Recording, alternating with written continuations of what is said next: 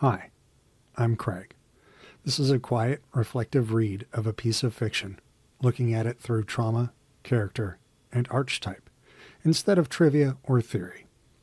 Take it at whatever pace works for you. Good morning and happy Saturday. Chapter 10 The Marauder's Map. Madame Pomfrey insisted on keeping Harry in the hospital wing for the rest of the weekend. This dude is always getting detained. Always getting detained. He didn't argue or complain, but he wouldn't let her throw away the shattered remnants of his Nimbus 2000. He knew he was being stupid, knew that the Nimbus was beyond repair, but Harry couldn't help it. He felt as though he'd lost one of his best friends. And if we remember the last chapter, there was quite a few losses. He'd had a stream of visitors, all intent on cheering him up. Hagrid sent him a bunch of earwiggy flowers that looked like yellow cabbages, and Jenny Weasley, blushing furiously, turned up with a get-well card she had made herself, which sang shrilly unless Harry kept it shut under his bowl of fruit. Well, that sounds embarrassing. The Gryffindor team visited again on Sunday morning, this time accompanied by Wood, who told Harry, in a hollow, dead sort of voice, that he didn't blame him in the slightest. Ah, poor Wood. Ron and Hermione only left Harry's bedside at night, but nothing anyone said or did could make Harry feel any better, because they only knew half of what was troubling him. Because we're ashamed and we can't talk about the other half. He hadn't told anyone about the Grim, not even Ron and Hermione, because he knew Ron would panic and Hermione would scoff. Or he's afraid that that's the reactions he would get. He doesn't feel safe enough to be vulnerable about that. The fact remained, however, that it had now appeared twice, and both appearances had been followed by near-fatal accidents. The first time, he had nearly been run over by the night bus. The second, fallen 50 feet from his broomstick. Was the Grim going to haunt him until he actually died? Was he going to spend the rest of his life looking over his shoulder for the beast? And then there were Dementors. Harry felt sick and humiliated every time he thought of them. Yep. Everyone said that the Dementors were horrible, but no one else collapsed every time they went near one. No one else heard echoes in their head of their dying parents. Sounds like somebody's feeling really singled out. All right, the mobile version isn't working. Excellent. Not excellent. I don't know how to fix that in a live stream, but I will check that out after the broadcast. And good morning. Is any version working? Get back to me on that, if you don't mind. For Harry knew who that screaming voice belonged to now. He had heard her words, heard them over and over again during the night hours in the hospital wing while he lay awake, staring at the strips of moonlight on the ceiling. When the Dementors approached him, he heard the last moments of his mother's life, the trauma, her attempts to protect him, Harry, from Lord Voldemort, and Voldemort's laughter before he murdered her. Harry dozed fitfully, sinking into dreams full of clammy, rotted hands and petrified pleading, jerking awake only to dwell again on the sound of his mother's voice. All up in the trauma right now. It was a relief to return on Monday to the noise and the bustle, aka distractions, of the main school where he was forced to think about other things, even if he had to endure Draco Malfoy's taunting. Malfoy was almost beside himself with glee at Gryffindor's defeat. He had finally taken off his bandages and celebrated having the full use of both arms again by doing spirited imitations of Harry falling off his broom. How that must burn, knowing that he was malingering the whole time and now he's just celebrating. Ah, the other one works just fine. Well, thank you. It's good information to have. Malfoy spent much of their next potions class doing Dementor imitations across the dungeon. Ron finally cracked, flinging a large, slippery crocodile heart at Malfoy, which hit him in the face and caused Snape to take 50 points from Gryffindor. 50 points used to be a big deal. We're deducting 50 points pretty quick nowadays. Also, Book Ron, way more stand-up-ish and little more aggressive than movie Ron. If Snape's taking defense against the dark arts again, I'm going off sick, said Ron as they headed towards Lupin's classroom after lunch. Check who's in there, Hermione. Hermione peered around the classroom door. It's okay. Professor Lupin was back at work. It certainly looked as though he had been ill. His old robes were hanging more loosely on him, and there were dark shadows beneath his eyes. Nevertheless, he smiled at the class as they took their seats, and they burst at once into an explosion of complaints about Snape's behavior while Lupin had been ill. Well, what does that tell us about Lupin's relationship with the kids, where they're feeling like they're going to vent about how awful Snape was, to another teacher who's still fairly new? Maybe not appropriate, but he has their trust. It's not fair. He was only filling in. Why should he set us homework? We don't know anything about werewolves. That's out there now. 2 rolls of parchment. Did you tell Professor Snape we haven't covered them yet? Lupin asked, frowning slightly. The babble broke out again. Yes, but he said we were really behind. He wouldn't listen. 2 rolls of parchment. Professor Lupin smiled at the look of indignation on every face. Don't worry. I'll speak to Professor Snape. You don't have to do the essay. Oh, no, said Hermione, looking very disappointed. I've already finished it. That was my patented Phoebe from Friends. Oh, no, by the way. They had a very enjoyable lesson. Professor Lupin had brought along a glass box containing a hinky punk, a little one-legged creature who seemed as though he was made of wisps of smoke, rather frail and harmless looking. I do say I've had to say words during this read, of this series that I never thought I would have to say aloud. Lures travelers into bogs, said Professor Lupin as they took notes. You notice the lantern dangling from his head? Hops ahead. People follow the light. Then the hinky punk made a horrible squelching noise against the glass. Ew. It was gross sounding. Gone indeed are those days. It's inflation. I guess they had a post-COVID price raise in house points. When the bell rang, everyone gathered up their things and headed for the door, Harry amongst them. But, wait a moment, Harry, Lupin called. I'd like a word. Harry doubled back and watched Professor Lupin covering the hinky punk's box with a cloth. I heard about the match, said Lupin, turning back to his desk and starting to pile books into his briefcase. And I'm sorry about your broomstick. Is there any chance of fixing it? No, said Harry. The tree smashed it to bits. Lupin sighed. They planted the whomping willow the same year that I arrived at Hogwarts. People used to play a game, trying to get near enough to touch the trunk. In the end, a boy called Davy Gudgeon nearly lost an eye, and we were forbidden to go near it. No broomstick would have a chance. So, this is obviously a hint. Why? Why is it there? I mean, granted, we know why. But do we know all the reasons why? It's interesting.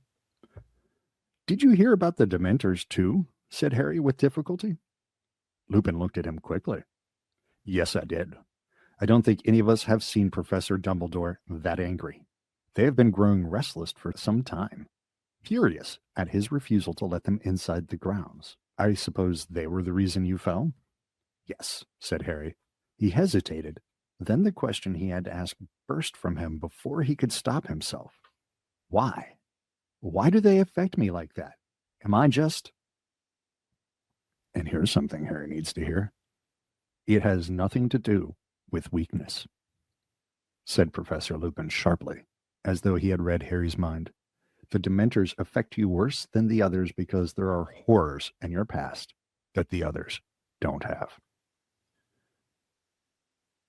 If you hold that the Dementors are a metaphor for depression or panic attacks, it does make a lot of sense. A ray of wintry sunlight fell across the classroom, illuminating Lupin's gray hairs and lines on his young face. Dementors are among the foulest creatures that walk this earth. They infest the darkest, filthiest places. They glory in decay and despair.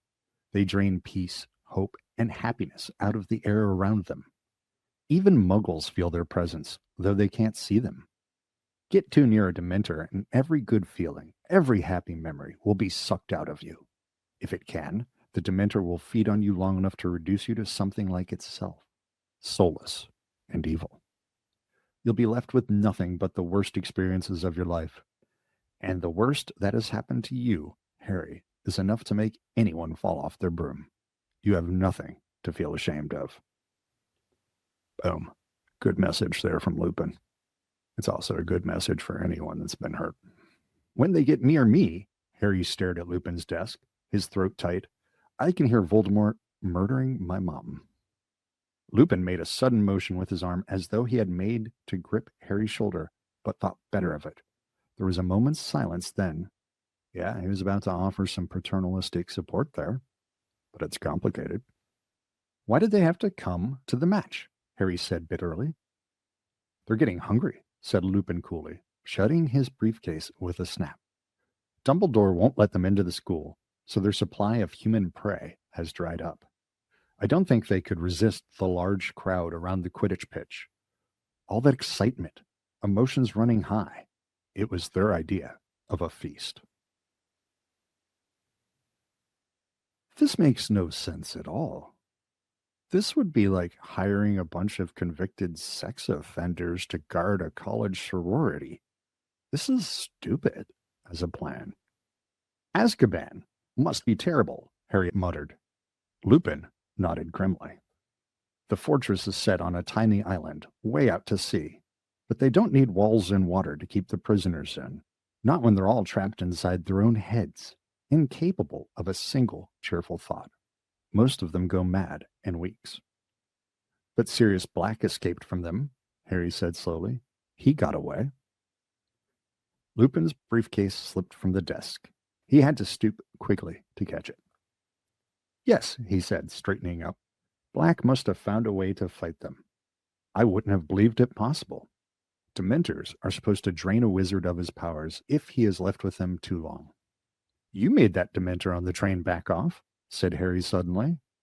There are certain defenses one can use, said Lupin, but there was only one Dementor on the train. The more there are, the more difficult it becomes to resist. What defenses? Said Harry at once. What defenses? Said Harry at once. Can you teach me one? I don't pretend to be an expert at fighting Dementors, Harry. Quite the contrary. But if the Dementors come to another Quidditch match, I need to be able to fight them. Lupin looked into Harry's determined face, hesitated, then said, Well, all right. I'll try and help. But it'll have to wait until next term, I'm afraid. I have a lot to do before the holidays. I chose a very inconvenient time to fall ill. What with the promise of anti-Dementor lessons from Lupin, the thought that he might never have to hear his mother's death again, and the fact that Ravenclaw flattened Hufflepuff in their Quidditch match at the end of November, Harry's mood took a definite upturn. Gryffindor were not out of the running after all, although they could not afford to lose another match. Wood became repossessed of his manic energy. All right, we should really be paying a little attention to Wood. And worked his team as hard as ever in the chilly haze of rain that persisted into December. Harry saw no hint of a Dementor within the grounds. Dumbledore's anger seemed to be keeping them at their stations at the entrances. Hinky punks is a word, apparently. Well, I didn't know that. And yeah, Lupin is an amazing character. Somebody had to bring some effective empathy for the adults. Something that the kids can actually interact with and use instead of being rigid and bureaucratic or tangled up in plots or ineffective. They needed somebody that could help them with their emotional containment and regulation.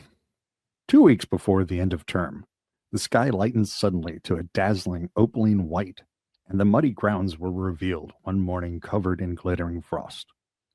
Inside the castle, there was a buzz of Christmas in the air. Professor Flitwick, the charms teacher, had already decorated his classroom with shimmering lights that turned out to be real, fluttering fairies. How did the fairies feel about this? The students were all happily discussing their plans for the holidays. Both Ron and Hermione had decided to remain at Hogwarts. Yay, it's a party. And though Ron said it was because he couldn't stand 2 weeks with Percy, and Hermione insisted she needed to use the library, Harry wasn't fooled. They were doing it to keep him company, and he was very grateful. Of course he would be. He's normally left alone for such things. To everyone's delight except Harry's, there was to be another Hogsmeade trip on the very last weekend of term. We can all do our Christmas shopping there, said Hermione. Mom and Dad would really love those tooth-flossing string mints from Honeydukes. Resigned to the fact that he would be the only third year staying behind, again, Harry borrowed a copy of Witch Broomstick from Wood and decided to spend the day reading up on the different makes. Most of us have been children. I know I was. And most of us have been left behind or not been allowed to do something that we wanted to do once or twice or several times. But keep in mind, we're talking about Harry Potter. We're talking about the kid who grew up in a locked cupboard under the stairs. And the only time he ever got to go out for anything was the zoo. And here he is now, being excluded yet again. He had been riding one of the school brooms because his is destroyed at team practice, an ancient shooting star which was very slow and jerky. He needed a new broom of his own. On the Saturday morning of the Hogsmeade trip, Harry bid goodbye to Ron and Hermione, who were wrapped in cloaks and scarves, then turned up the marble staircase alone and headed back towards Gryffindor Tower. Snow had started to fall outside the windows, and the castle was very still and quiet. So let me ask you a question for the Harry Potter fans out there. If he's got access to a school broom, why doesn't he fly to Hogsmeade? Psst! Harry! He turned halfway along the third-floor corridor to see Fred and George peering out at him from behind a statue of a humpbacked, one-eyed witch. Yeah, here comes our trickster twins. What are you doing? Said Harry curiously. How come you're not going to Hogsmeade? We've come to give you a bit of a festive cheer before we go, said Fred, with a mysterious wink. Come in here. He nodded towards an empty classroom to the left of the one-eyed statue. Harry followed Fred and George inside. George closed the door quietly and then turned, beaming, to look at Harry. Early Christmas present for you, Harry, he said. Fred pulled something from inside his cloak with a flourish and laid it on one of the desks.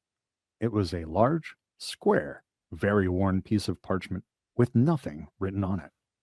Harry, suspecting one of Fred and George's jokes, stared at it. What's that supposed to be? This, Harry, is the secret of our success, said George, patting the parchment fondly. It's a wrench. Giving it to you, said Fred, but we decided last night your need's greater than ours. Anyway, we know it off by heart, said George. We bequeath it to you. We don't really need it anymore.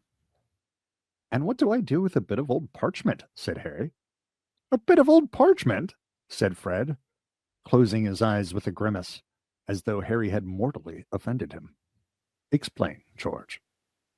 Well, when we were in our first year, Harry, young, carefree, innocent. Harry snorted. He doubted whether Fred and George had ever been innocent. Well, more innocent than we are now. We got into a spot of bother with Filch. We let off a dung bomb in the corridor, and it upset him for some reason. So he hauled us off to his office and started threatening us with the usual detention, disembowelment, and we couldn't help noticing a drawer in one of his filing cabinets marked confiscated and highly dangerous. I couldn't even stay out of that, and I'm generally law-abiding. Don't tell me, said Harry, starting to grin. Well, what would you have done? Said Fred. George caused a diversion by dropping another dung bomb. I whipped the drawer open and grabbed this. It's not as bad as it sounds, you know, said George. We don't reckon Filch ever found out how to work it. He probably suspected what it was, though, or he wouldn't have confiscated it. And you know how to work it? Oh, yes, said Fred, smirking. This little beauty's taught us more than all the teachers in this school. You're winding me up, said Harry, looking at the ragged old bit of parchment. Oh, are we? Said George. He took out his wand, touched the parchment lightly, and said, I solemnly swear that I am up to no good. And at once, thin ink lines began to spread like a spider's web from the point that George's wand had touched. They joined each other, they crisscrossed, they fanned into every corner of the parchment. Then words began to blossom across the top, great curly green words that proclaimed Messrs. Mooney, Wormtail, Padfoot, and Prongs, purveyors of aids to magical mischief makers, are proud to present the Marauder's Map. It was a map showing every detail of the Hogwarts castle and grounds, but the truly remarkable thing was the tiny ink dots moving around it, each labeled with a name in minuscule writing. Astounded, Harry bent over it. A labeled dot in the top left corner showed that Professor Dumbledore was pacing his study. The caretaker's cat, Mrs. Norris, was prowling the second floor, and Peeves the poltergeist was currently bouncing around the trophy room.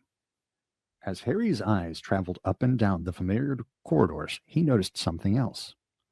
This map showed a set of passages he had never entered, and many of them seemed to lead right into Hogsmeade, said Fred, tracing one of them with his finger. There are 7 in all. Now, Filch knows about these 4, he pointed them out, but we're sure we're the only ones who know about these.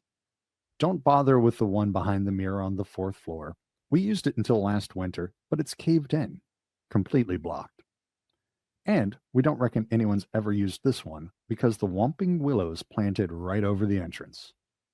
But this one here, this one leads right into the cellar of Honeydukes. We've used it loads of times. And as you might have noticed, the entrance is right outside this room, through that one-eyed old crone's hump. Mooney, Wormtail, Padfoot, and Prongs, sighed George, patting the heading of the map. We owe them so much.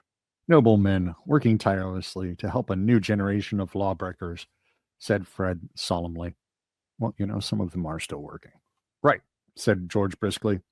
Don't forget to wipe it after you used it, or anyone can read it, Fred said warningly. Just tap it again and say, mischief managed, and it'll go blank. So, young Harry, said Fred in an uncanny impersonation of Percy, mind you behave yourself. See you in Honeydukes, said George, winking. They left the room both smirking in a satisfied sort of way.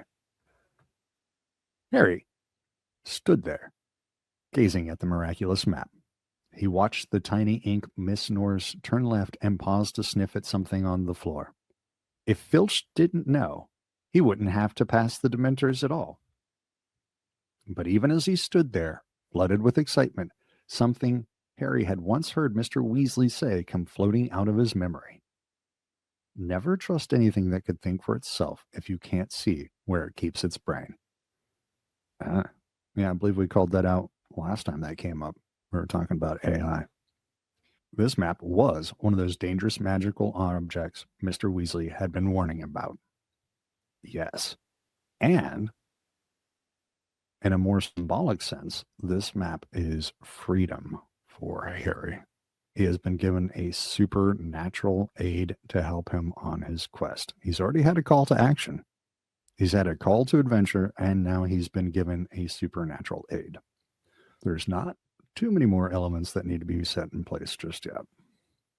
Aids to magical mischief makers.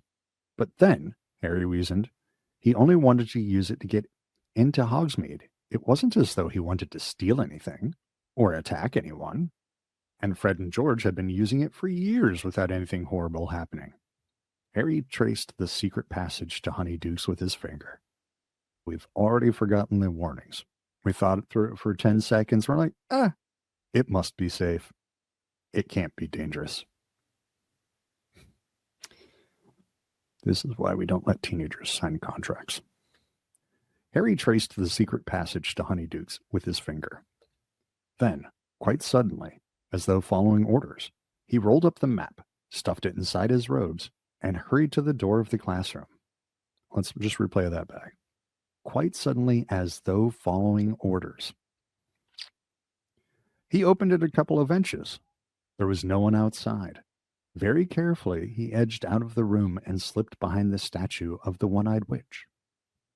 What did he have to do? He pulled out the map again and saw, to his astonishment, that a new ink figure had appeared upon it, labeled Harry Potter. This figure was standing exactly where the real Harry was standing, about halfway down the third floor corridor. Harry watched carefully. His little ink self appeared to be tapping the witch with his miniature wand. Harry quickly took out his real wand and tapped the statue. Nothing happened. He looked back at the map.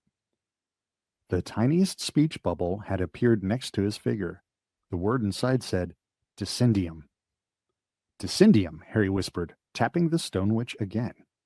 This map is helping him out tons. I mean, it's like having cheat code in your pocket. We get all kinds of access. At once, the statue's hump opened wide enough to admit a fairly thin person. Harry glanced quickly up and down the corridor, then tucked the map away again, hoisted himself into the hole head first, and pushed himself forwards. He slid a considerable way down what felt like a stone slide, then landed on a cold, damp earth. He stood up, looking around. It was pitch dark. He held up his wand, muttered, Lumos, and saw that he was in a very narrow, low, earthy passageway. He raised the map, tapped it with the tip of his wand, and muttered, Mischief managed. The map went blank at once. He folded it carefully, tucked it inside his robes, then, heart beating fast, both excited and apprehensive, he set off. Okay, that makes sense. The enchantments surrounding the castle don't allow you to fly from Hogwarts to Hogsmeade. And then the Dementors are still a problem. Yeah, that makes sense. The passage twisted and turned, more like the burrow of a giant rabbit than anything else. Harry hurried along it, stumbling now and then on the uneven floor, holding his wand out in front of him. It took ages, but Harry had the thought of honeydukes to sustain him. This kid needs a butterbeer. That's what's happening here. After what felt like an hour, the passage began to rise. Panting, Harry sped up, his face hot, his feet very cold. 10 minutes later, he came out of the foot of some worn stone steps which rose out of sight above him. 10 minutes is a long time to be fumbling through an uncomfortable, gross tunnel, by the way. Careful not to make any noise, Harry began to climb. 100 steps. 200 steps. He lost count as he climbed, watching his feet. Then, without warning, his head hit something hard. It seemed to be a trapdoor. Harry stood there, massaging the top of his head, listening. He couldn't hear any sounds above him. Very slowly, he pushed the trapdoor open and peered over the edge. He was in a cellar which was full of wooden crates and boxes. Harry climbed out of the trapdoor and replaced it. It blended so perfectly with the dusty floor that it was impossible to tell it was there. Harry crept slowly towards the wooden staircase that led upstairs. Now he could definitely hear voices, not to mention the tinkle of a bell and the opening and shutting of a door. Wondering what he ought to do, he suddenly heard a door open much closer at hand. Somebody was about to come downstairs. And get another box of jelly slugs, dear. They've nearly cleaned us out, said a woman's voice. A pair of feet was coming down the staircase. Harry leapt behind an enormous crate and waited for the footsteps to pass. He heard a man shifting boxes against the wall opposite. He might not get another chance. Quickly and silently, Harry dodged out from his hiding place and climbed the stairs. Looking back, he saw an enormous backside and a shiny bald head buried in a box. Harry reached the door at the top of the stairs, slipped through it, and found himself behind the counter of honeydukes. He ducked, crept sideways, and then straightened up. All right, so this is not a risk-free entrance. You've got to be able to blend by going through the staff areas. Oof. Honeydukes was so crowded with Hogwarts students that no one looked twice at Harry. He edged amongst them, looking around, and suppressed a laugh as he imagined the look that would spread over Dudley's piggy face if he could see where Harry was now. There were shelves upon shelves of the most succulent-looking sweets imaginable. Creamy chunks of nougat. I really don't know what nougat is, and it's in so many candy bars. What even is it? I don't know. It's usually not what I'm there for, though. I can tell you that. Shimmering pink squares of coconut ice. Honey-colored toffees. Oh, I do like toffee. hundreds of different kinds of chocolate in neat rows. There was a large barrel of every flavor beans, and another of fizzing whiz-bees. The levitating sherbet balls that Ron had mentioned. Along yet another wall were special effects suites. Trouble's best blowing gum, which filled a room with bluebell-colored bubbles that refused to pop for days. The strange, splintery, tooth-flossing string mints. Tiny black pepper imps. Breathe fire for your friends. Ice mice. Hear your teeth chatter and squeak. Peppermint creams shaped like toads. Hop realistically in the stomach. Oh, God. Fragile sugar spun quills and exploding bonbons. Harry squeezed himself through a crowd of 6 years and saw a sign hanging in the furthest corner of the shop. Unusual tastes. Ron and Hermione were standing underneath it, examining a tray of blood-flavored lollipops. Harry sneaked up behind them. No. Harry won't want one of those. They're for vampires, I expect, Hermione was saying. How about these? Said Ron, shoving a jar of cockroach cluster under Hermione's nose. Definitely not, said Harry. Ron nearly dropped the jar. Harry, squealed Hermione. What are you doing here? How? How did you? Wow, said Ron, looking very impressed. You've learned to apparate. Of course I haven't, said Harry. He dropped his voice so none of the sixth years could hear him, and told them all about the Marauder's map. How come Fred and George never gave it to me? Said Ron, outraged.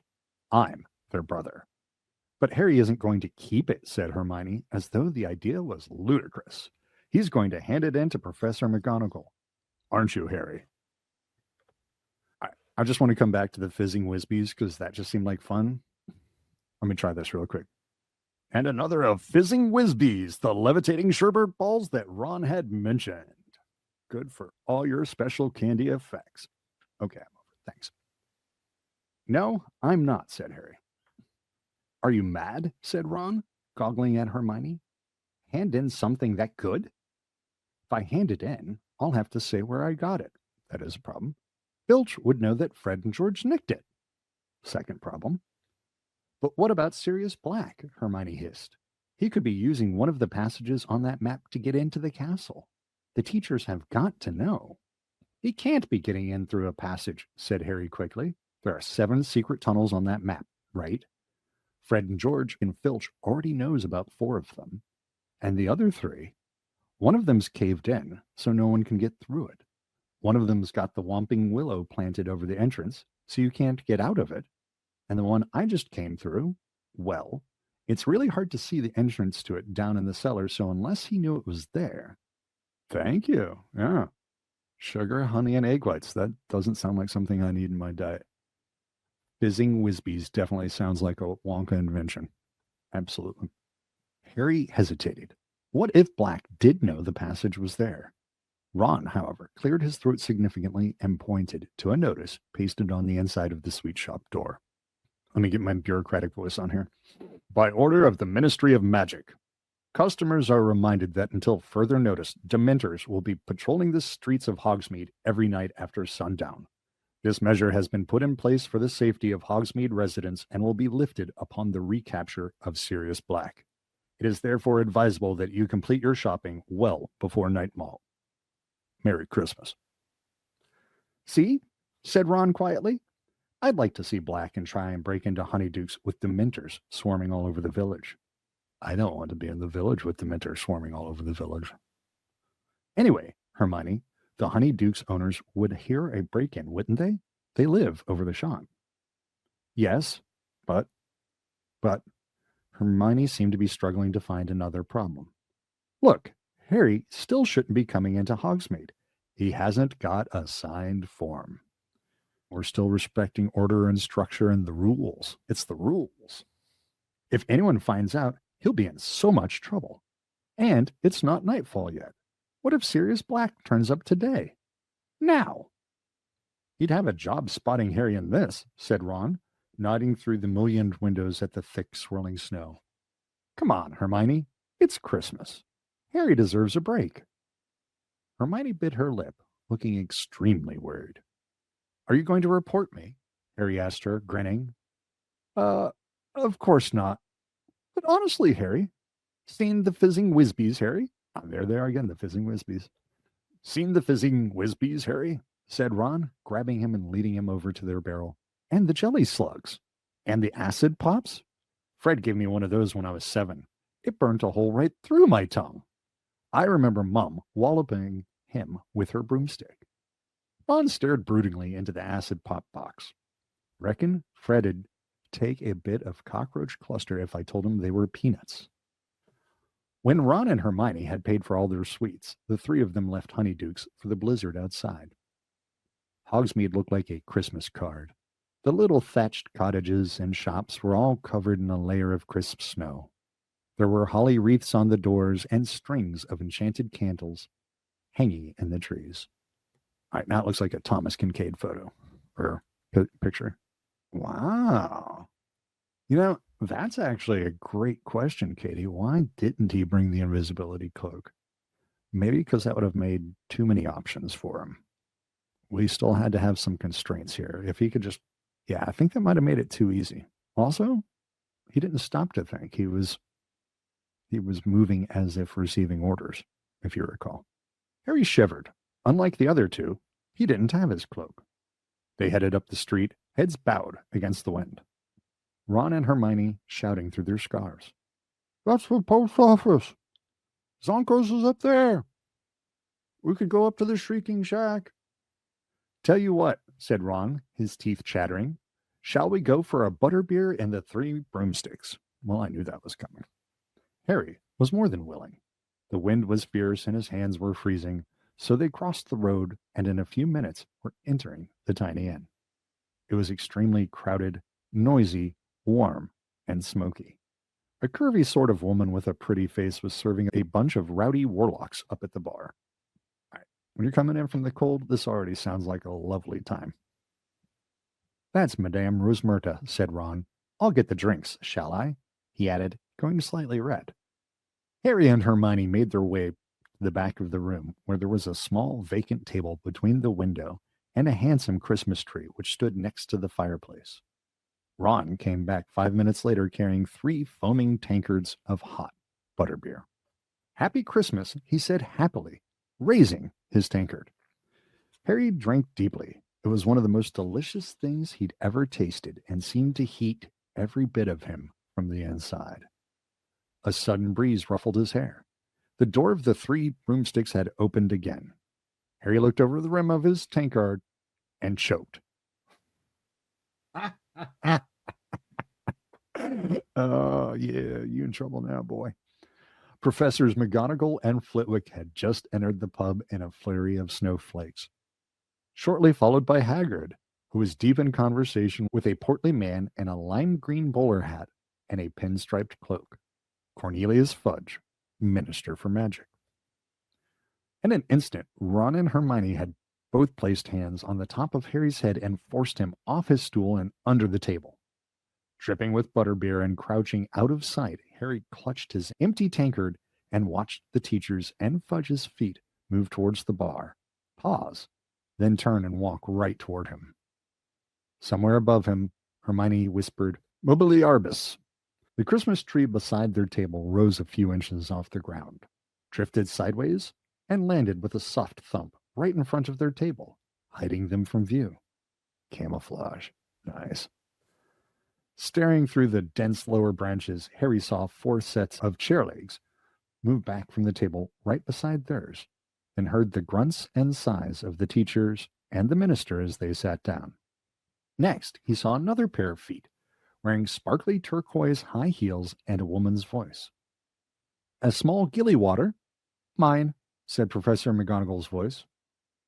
4 pints of mulled mead. Ah, Rosmerta, said Hagrid. A cherry syrup and a soda with ice and umbrella. Said Professor Flitwick, smacking his lips. So you'll be the red currant rum, Minister. Thank you, Rosmerta, my dear, said Fudge's voice. Lovely to see you again, I must say. Have one yourself, won't you? Come and join us. Well, thank you very much, Minister. Harry watched the glittering heels march away, and back again. His heart was pounding uncomfortably in his throat. Why hadn't it occurred to him that this was the last weekend of term for the teachers, too? And how long were they going to sit there? Probably way longer than he wants them to. He needed time to sneak back into Honeydukes if he wanted to return to school tonight. Hermione's leg gave a nervous twitch next to him. So what brings you to this neck of the woods, Minister? Came Madame Rosemerta's voice. Harry saw the lower part of Fudge's thick body twist in his chair as though he was checking for eavesdroppers. Probably was. Then he said in a quiet voice, What else, my dear? But Sirius Black. I dare say you heard what happened up at the school at Halloween. I did hear a rumor, admitted Madame Rosemerta. Did you tell the whole pub, Hagrid? Said Professor McGonagall exasperatedly. Do you think Black's still in the area, Minister? Whispered Madame Rosemerta. I'm sure of it, said Fudge shortly. You know that the Dementors have searched my pub twice, said Madame Rosemerta, a slight edge to her voice. Scared all my customers away. It's very bad for business, Minister. Rosemerta, my dear, I don't like them any more than you do, said Fudge uncomfortably. Necessary precaution. Unfortunate. But there you are. I've just met some of them. They're in a fury against Dumbledore. He won't let them inside the castle grounds. I should think not, said Professor McGonagall sharply. How are we supposed to teach with those horrors floating around? Hear, hear, squeaked tiny Professor Flitwick, whose feet were dangling a foot from the ground. All the same, demurred Fudge, they are here to protect you all from something much worse. We all know what Black's capable of. No, actually, I think Jelly Slug makes it sound worse. And I'll take the rum, but you can have the red currant. Do you know, I still have trouble believing it, said Madame Rosemerta thoughtfully. Of all the people to go over to the dark side, Sirius Black was the last I'd have thought. I mean, I remember him when he was a boy at Hogwarts. If you told me then that he was going to become, I'd have said you'd had too much mead. You don't know the half of it, Rosemerta, said Fudge gruffly. The worst he did isn't widely known. The worst? Said Madame Rosemerta, her voice alive with curiosity. Worse than murdering all those poor people, you mean? I certainly do, said Fudge. I can't believe that. What could possibly be worse? This is not something that Harry needs to hear. You say you remember him at Hogwarts, Rosemerta, murmured Professor McGonagall. Do you remember who his best friend was? Naturally, said Madame Rosemerta with a small laugh. Never saw one without the other, did you? The number of times I had them in here, oh, they used to make me laugh. Quite the double act, Sirius Black and James Potter. Harry dropped his tankard with a loud clunk. Ron kicked him. Precisely, said Professor McGonagall. Black and Potter, ringleaders of their little gang. Both very bright, of course. Exceptionally bright, in fact. But I don't think we've ever had such a pair of troublemakers. I don't know, chuckled Hagrid. Fred and George Weasley could give them a run for their money. You'd have thought Black and Potter were brothers, chimed in Professor Flitwick. Inseparable. Of course they were, said Fudge. Potter trusted Black beyond all his other friends. Nothing changed when they left school. Black was best man when James married Lily. Then they named him godfather to Harry. Harry has no idea, of course. You can imagine how the idea would torment him. I think Harry's under a lot of torment. Calm, breathe, think. I think Harry is under a lot of torment right now because he's finding out things he didn't know about himself or his past or his family or any of his associations, and he's finding out that everybody else knew. So there's a literal boy who is suffering and not seen, and he's hiding under a table, and he's discovering that he is also a myth and unfinished family business, and everybody knows. Except for him. And the truth has been kept hidden from him. What would that do to your own sense of identity to discover that? While hiding under a table, because you're excluded yet again, and you face very real consequences from Dementors, Sirius Black who's possibly trying to kill you, the school that wants to expel you, and the Muggles that hate you. It's a lot of tightropes to walk. And we forgot about the evil lord who's trying to kill him as well. And he has to figure out who he is. Whew. Because Black turned out to be in league with you-know-who, whispered Madame Rosmerta. Worse even than that, my dear. Fudge dropped his voice and proceeded in a sort of low rumble. Not many people are aware that the Potters knew you-know-who was after them.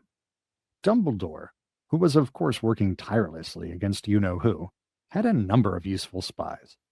One of them tipped him off, and he alerted James and Lily at once. He advised them to go into hiding.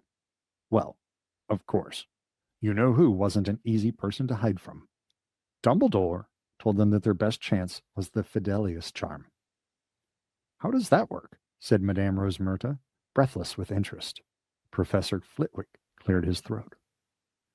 An immensely complex spell, he said squeakily, involving the magical concealment of a secret inside a single living soul. The information is hidden inside the chosen person, or secret keeper, and is henceforth impossible to find. Unless, of course, the secret keeper chooses to divulge it. As long as the secret keeper refused to speak, you-know-who could search the village where Lily and James were staying for years and never find them, not even if he had his nose pressed against their sitting room window. Oh, thanks. I mean, we get kind of focused in on the stress that he's going through in the minute, but Harry has got a lot of cumulative and, my mind is blanking, overlapping. He's got a lot of overlapping and cumulative things going on in all kinds of different dimensions. Poor kid. So Black was the Potter's secret keeper? Whispered Madame Rosmerta. Naturally, said Professor McGonagall. James Potter told Dumbledore that Black would rather die than tell where they were, that Black was planning to go into hiding himself, and yet Dumbledore remained worried. I remember him offering to be the Potter's secret keeper himself. He suspected Black? Gasped Madame Rosmerta. He was sure that somebody close to the Potters had been keeping you-know-who informed of their movements, said Professor McGonagall darkly. Indeed, he had suspected for some time that someone on our side had turned traitor and was passing a lot of information to you-know-who. All right, so keep in mind, Harry's still listening, so now he's thinking, I can't even trust the good guys. There are bad guys hiding inside the good guys, and there are bad guys.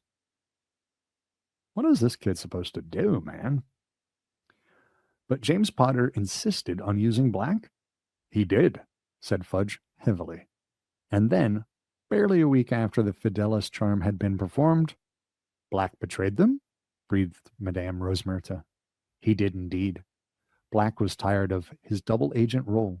He was ready to declare his support openly for you-know-who, and he seems to have planned for this moment of the Potter's death. But as we all know, you-know-who met his downfall in little Harry Potter. Powers gone, horribly weakened, he fled. And this left Black in a very nasty position indeed. His master had fallen at the very moment when he, Black, had shown his true colors as a traitor. He had no choice but to run for it. Filthy, stinking turncoat, Hagrid said so loudly that half the bar went quiet. Shh, said Professor McGonagall. I met him, growled Hagrid. I must have been the last to see him before he killed all them people. It was me what rescued Harry from Lily and James's house after they was killed. Just got him out of the ruins, poor little thing, with a great slash across his forehead and his parents dead. And Sirius Black turns up on that flying motorbike he used to ride. Never occurred to me that he was doing there. I didn't know he'd been Lily and James's secret keeper. Thought he just heard the news of you-know-who's attack and came to see what he could do. White and shaken he was. And you know what I did? I comforted the murdering traitor, Hagrid roared. Hagrid, please, said Professor McGonagall, keep your voice down. How was I to know that he wasn't upset about Lily and James? It was you-know-who he cared about. And then he says, give Harry to me, Hagrid. I'm his godfather. I'll look after him. Ha! But I'd had me orders from Dumbledore, and I told Black no. Dumbledore said Harry was to go to his aunt and uncle's. Black argued, but in the end, he gave in. Told me to take his motorbike to get Harry there. I won't need it anymore, he says. I should have known there was something fishy going on then. He loved that motorbike. What was he giving it to me for?